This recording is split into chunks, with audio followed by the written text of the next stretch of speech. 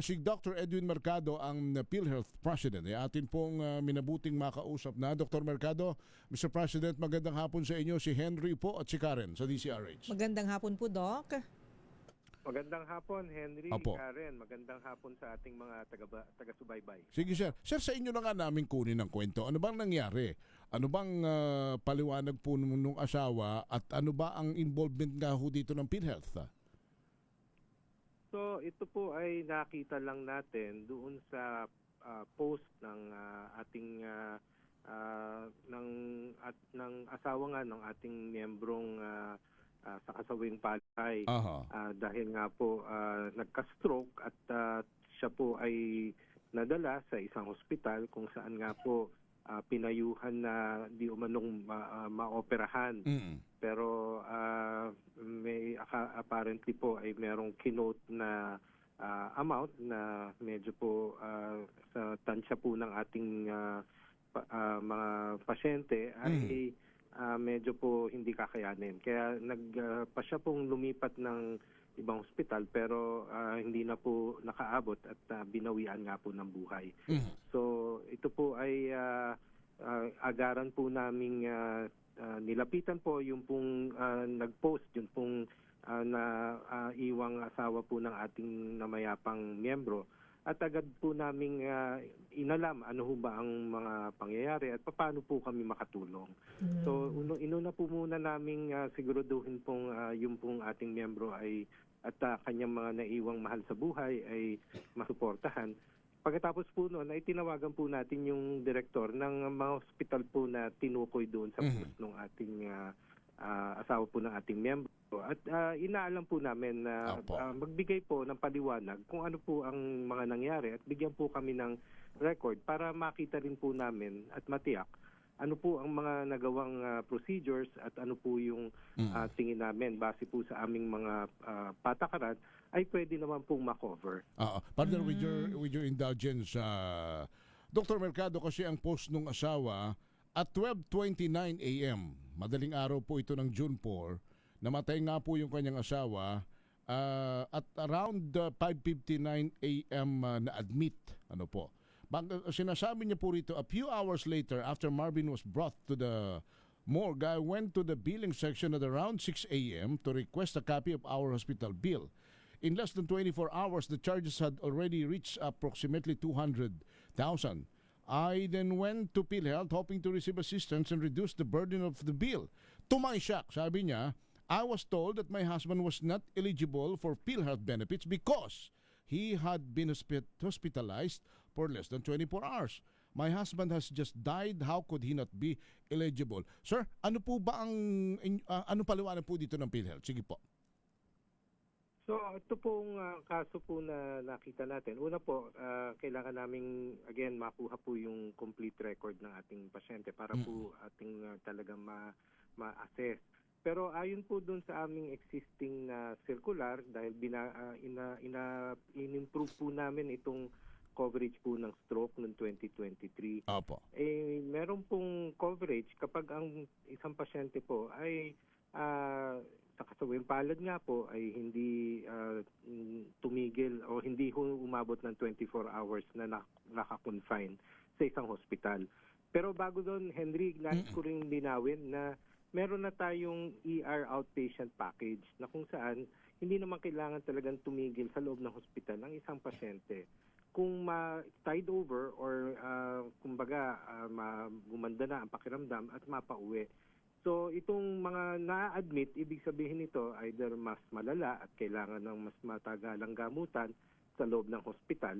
At meron din tayong mga policies for stroke, for yung mga inaatake sa puso, yung may severe pneumonia, may severe dengue, yung mga tinatawag nating biktima ng fortuitous event gaya ng pagka may natural calamity na like earthquake na daganan or baha na yun ay lahat covered kahit hindi pa umaabot ng 24 hours.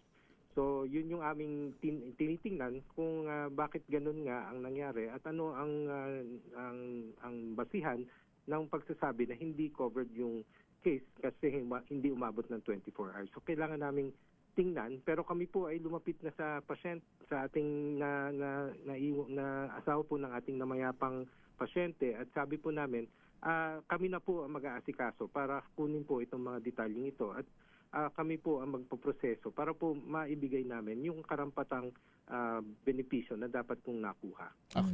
Mukhang nag-react din po si DOH Secretary Herbosa, tama po ba, Doc Mercado? At ang tanong po niya ay bakit po hindi na-inform, hindi po nasabihan, o di naman po kaya ay siguro na ilatag din yung mga ibang options dun sa misis po, kung ano po yung mga packages. Nabanggit nyo, marami pa po palang mga available na packages na pwede pong ma-avail kung less than 24 hours po ang confinement, at yun nga po, nasawi within or less than 24 hours confinement, Doc Mercado. Opo, at kaya nga po ang kailangan po matukoy natin, kasi po wala namang pare-pareho po yung kaso, case by case po yung assessment natin dyan, dahil depende po dun sa presentasyon o yung pagkalagayan po ng ating pasyente nung sila po ay nakita at ginamot. So marami po, kaya nga po gusto namin makuha muna yung datos, kasi meron po tayong mga iba pang mga packages, kaya na nasabi ni Secretary Ted. Meron po kapag nilagyan ng tubo, for example, yung intubation na tinatawag pag nire-resuscitate. Meron po pag binibigyan ng mga gamot na medyo mamahalin, lalo na po yung mga panunaw sa mga blood clots. So yun po ay titingnan natin. Dok, partner, linawin lang natin para lang sa kabatiran ng ating mga tagapakinig. Huwag naman sana katok sa kahoy, ika nga. Kapag ka po may isang miyembro na isinugod sa emergency room at ang kanya pong pag-stay po sa emergency ay tumagal ng 10 o sabihin na natin 23 hours para walang 24. Yung pong bill niya na babayaran sa ER sa loob ng 23 hours, dahil hindi pa siya naman na-admit, ang sabi nga under observation, pero maya-maya pwede na palang ilabas, yung bill ho niya ay wala pong mababawas sa PhilHealth, Dr. Mercado? Ay meron po, at yan nga po yung ating tinatawag na outpatient ER benefit package. Okay. Yan po meron na tayong agreed rates para po sa ating mga diagnostic, yung ginawa pong laboratorio, ginawa pong mga mga X-ray, MRI or CT scan, kung ano man po ang nararapat, at pati po yung mga gamot na naibigay. Ito po ay negotiated rate na po natin sa ating mga providers, at yun po ay depende po, kasi may mga hospital pong sumosobra doon sa amin pong nakatakdang price, at meron namang sumasapat. So ito po ay may variation, depende po doon sa syempre iba-iba po ang cost structure ng isang hospital.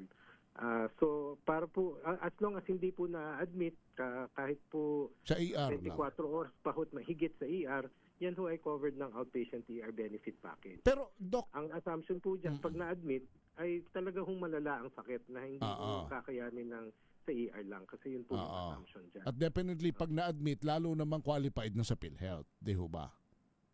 Apo, case rates na yan. Pero ano ho kaya ang nangyari rito? Pwede ba nating ipagpalagay, partner, na may communication gap between the patient o the PhilHealth staff? Bakit hindi ho nasabi itong sinasabi ninyong ER package na ito? Yun nga yung tanong ko din kanina kay Doc. Bakit sabi rin ni Secretary Herbosa, mukhang pinapaimbestigahan, bakit mukhang hindi na-inform na bigyan ng options yung si Mrs. Sulit? Dahil nga po na-admit, so nabago, hindi na po yung ER benefit package ang magko-cover, kundi nga po yung case rate.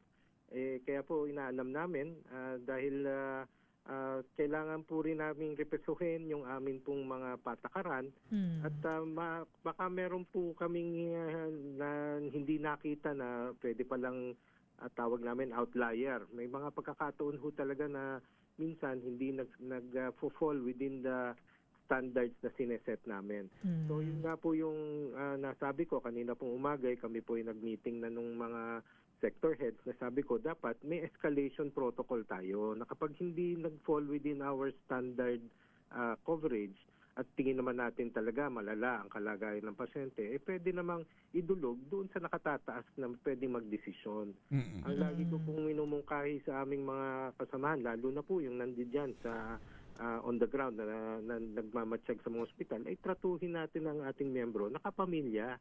Kung yan ang nangyari sa inyong kamag-anak, sa iyong nanay at tatay, sa iyong kapatid, diba masakit din? Kaya dapat isaloob nyo yan. Opo. So yun po, i-retrain din ho namin yung aming mga P-cares, na yan po yung PhilHealth Care. Sila po nandyan sa mga malalaking hospital, secondary, tertiary hospital, para nga po matulungan ng ating miyembro.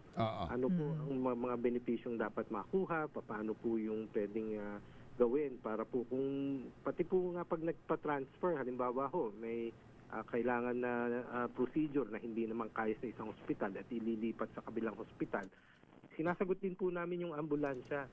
Yun lang po, kailangan nating linawin ano ho yung parte na pwedeng dito bayaran sa pinagmunang hospital at magkano naman po yung ibabayad natin doon sa continuing care sa kabilang hospital. Kasi hindi po pwedeng nagdodoble yung binabayaran natin po ma-audit din po tayo dyan. So dapat po ma-define kung ano po yung na-deliver na care at kung substantial na lalo na dapat po mabayaran din kung ano po yung appropriate na dapat bayaran. But I guess po, Doc Mercado, sir, isa rin po kasi sa parang pakiusap ni Mrs. Sulit and also sa lawmakers din po ay ma-revisit yung policy. Nabanggit nyo na kayo rin po on your part ay magsasagawa rin po kayo ng sarili nyo pong investigasyon at pag-aaral kung saan nga po nagkaroon ng misunderstanding, may mga gray areas po pero ang sabi niya po ay bakit po kasi hindi nakabase sa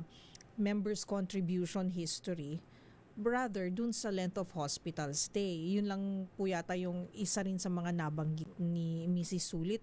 Pero I guess you have also taken note of that na rin po, Doc Mercado. Tama po ba?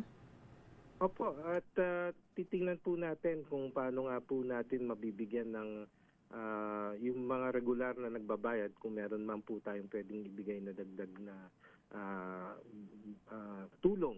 Pero yan po ang pinaka-konsepto po kasi ng insurance ay pinagsasama-sama natin ang ambag ng lahat ng ating miyembro sa isang basket kumbaga po. At talaga pong yun yung pinagbabasihan natin ng ano po yung ating kakayanan na mag-cover ng mga benefit na binibigay natin. Kaya kung tutuusin po, di ho ba pag tayo ay kumuha ng insurance ng kotse, taunan po talaga tayo yung nagbabayad ng insurance. So yung pong tinitingnan namin kung halimbawa po history na tuloy-tuloy nakapagbibigay ng kanilang insurance payment tapos hindi ho healthy, hindi nakakasakit or baka pwede pong tingnan natin kung ano pong pwede nating bigay na benepisyo. Ganun po ang ginagawa sa mga ibang bansa po nire-reward nila yung healthy behavior nung kanila pong mga miyembro.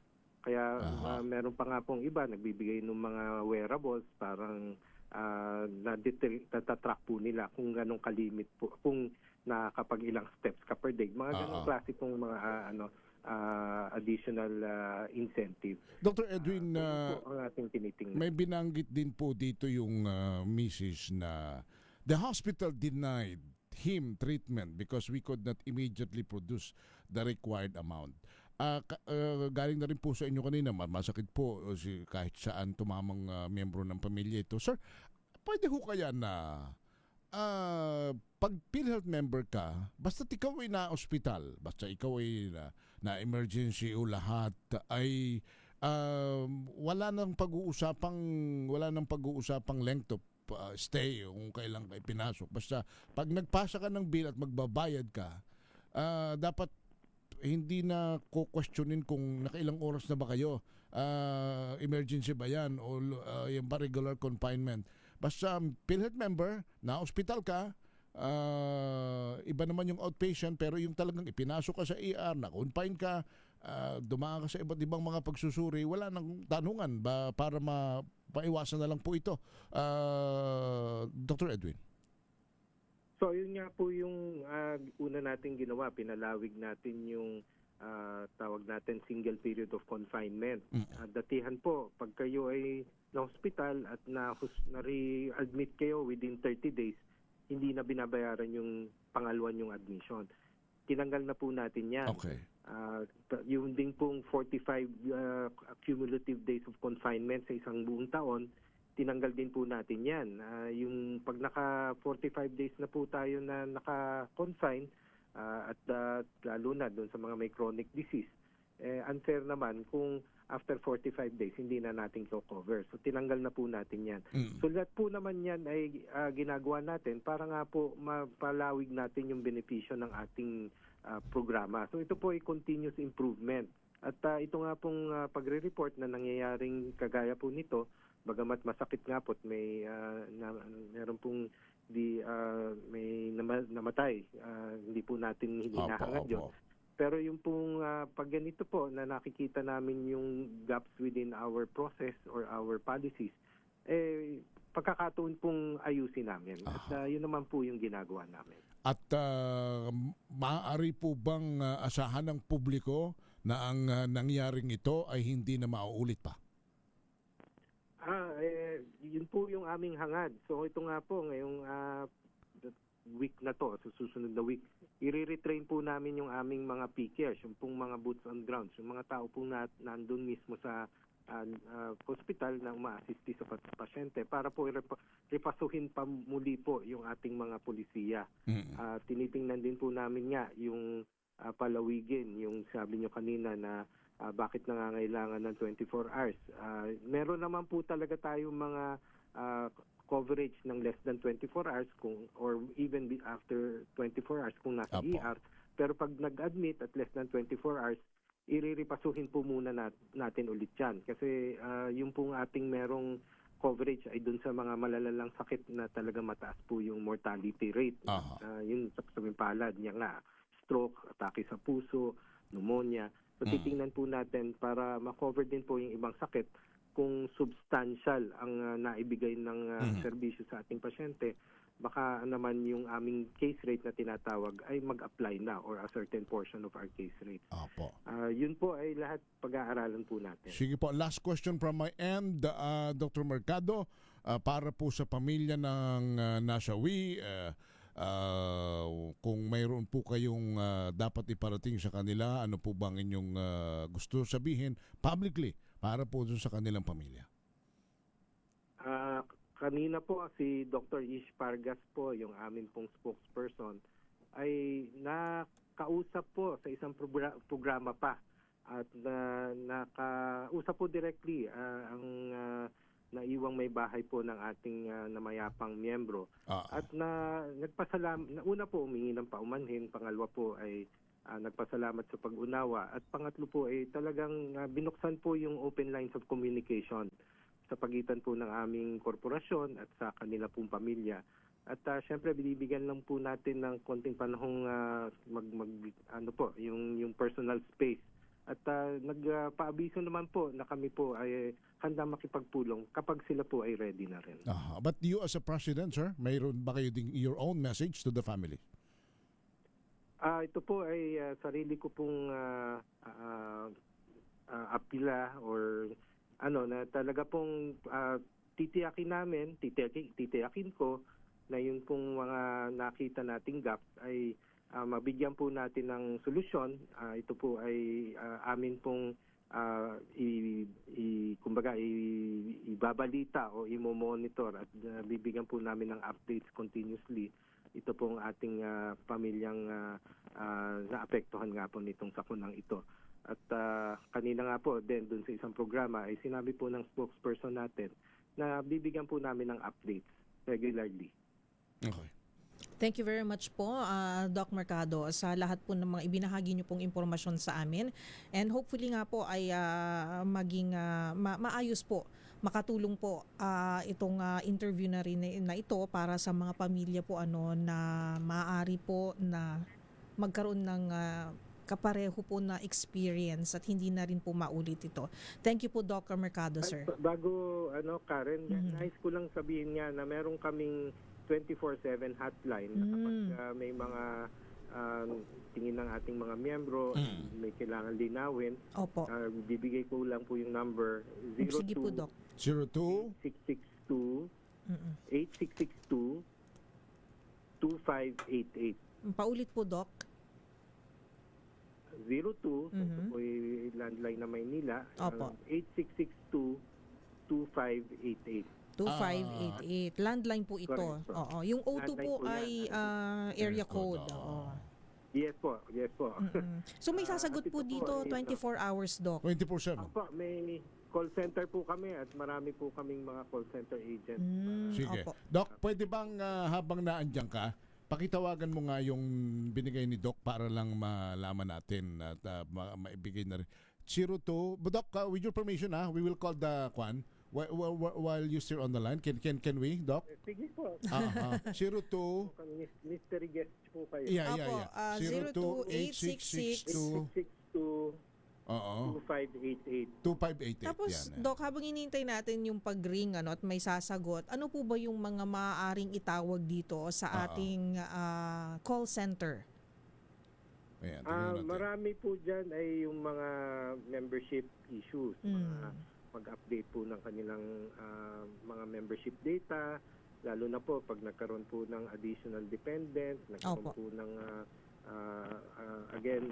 change ng status ng ating miyembro. Diyan din po yung mga, kung familiar po kayo dun sa aming Yaman ng Kalusugan o YAKAP program na primary care. Marami pong nagtatanong saan po yung pinaka malapit at saan paano po mag-enroll, ano po yung mga benepisyong pwedeng makuha at mga iba pa pong issues na Opo. related po sa kanilang services na nakukuha sa iba-iba nating provider. Sige. Doc, Nais ko rin pong banggitin na dapat po ay meron ding responsibilidad po yung ating hospital at doktor po kasi ito yan. ng buong health system, hindi naman po yung payer lang, pati po yung provider, meron din pong responsibilidad. Kailangan po maipaliwanag din mabuti yung mga gagawin po nilang procedure at kung bakit po umabot ng ganong kalaki ang kanilang hinihingi at or sinasabing potential expense. Opo. Sila po ay saklaw din ng ating mga batas, kaya po ng anti-deposit law. Doc, yung mga PhilHealth sa ospital, yun ba'y trabahante ng ospital? Pag po yung mismong PhilHealth clerk doon po sa loob ng hospital, kaya po nang nagagawa ng billing, yun po ay tauhan ng hospital. Yun. Ang sa amin lang pong tao ay yung pong PCares, yung pong uma-assiste na hindi po empleyado ng hospital, kaya hindi po siya parte ng hospital na doon po at sila po ang naggagawa ng billing, halimbawa. Sila po ay nag-a-advise lang. Pero yung mga nasa window, katabi ng admitting, katabi ng billing, katabi ng accounting, yun po ay tao ng ospital. Opo, kalimitan po. Ang tawag lang po nila ay PhilHealth section, kaya akala ko ng PhilHealth. Ayun. Okay. So tama kayo, dapat din ma-communicate ng maigi sa mga administrador ng ospital. Sige. So may sumasagot naman. Nakatawag na ho ba kayo at may sumagot ho ba dun sa... May i-on-air mo, Josa, kung may sumagot naman. Josa, may sumagot. May sumagot naman. Okay. Okay. Very good. Sige. At importante yung may sumagot naman kasi ano na ito ngayon lagpasan ng office hour. So may sumagot naman. Doc, salamat ng marami sa inyo for always explaining. Salamat po. Thank you, Doc. Ma'am Karen, Thank you. Salamat po.